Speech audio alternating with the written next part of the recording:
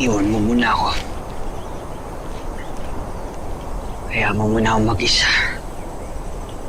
Gusto lang sana kitang kamustahin.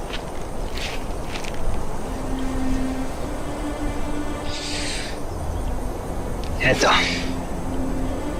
Nagluluksa pa rin. Baka gusto mo lang siguraduhin na hindi ako aalis para hanapin ang taong pumatay kay Nanay Lourdes. Hindi maitatama ng isa pang kamatayan ng pagkamatay ni Nanay. Pinatay si Nanay Lourdes. Pinitay sa harap nating lahat.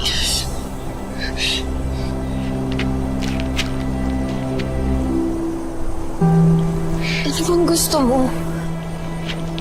Namamatay din sana ang nanay ko? Pagaspas namatayan ka ng ina, yun din ba ang gusto mo para sa akin? Parang maramdaman mo rin yung nararamdaman ko.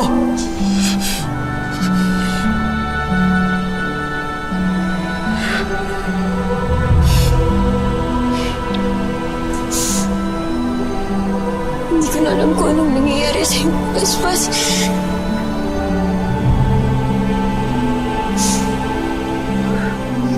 Hindi ko nakilala yung mulawing nasa harap ko.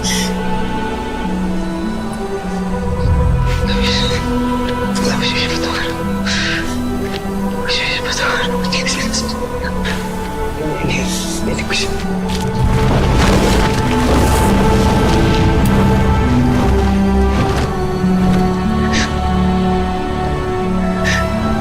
Luis, patawarin mo ako.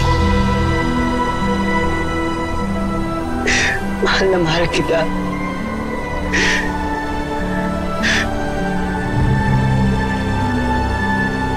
Pero itong nakikita kita, naalala ko yung ginawa mo. Hindi ko sinasadyang saktan ka.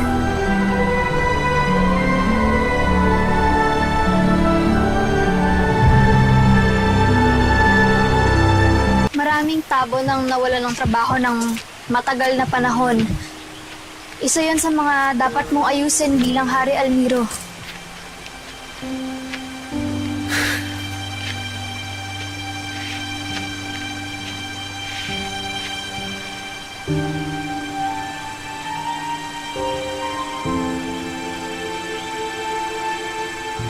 Hulog ka talaga ng langit, Tanya.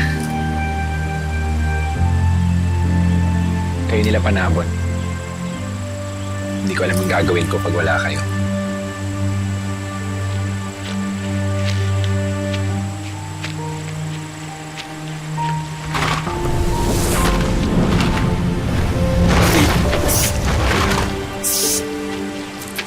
Luis.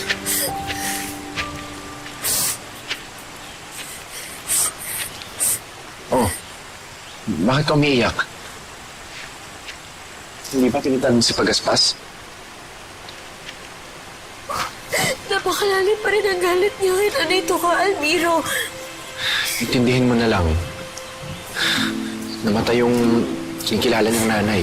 Bagay na nangyari rin sa'yo. Almiro, tunay na ina mo pa ang nabasta, ngunit hindi ka kinakain ng puot. At hindi mo naiisip na maghiganti. Matagal kaming hindi nagkasama ng ina ko. Maging si Tatay Gabriel, napalayo din sa akin. Luis, intindihin mo si Pagaspas. Mahirap yung pinagdadaanan niya ngayon. Tama si Almiro, Luis. Bigyan lang natin siya ng panahon. Sigurado ko, babalik din siya sa dating Pagaspas na kilala mo.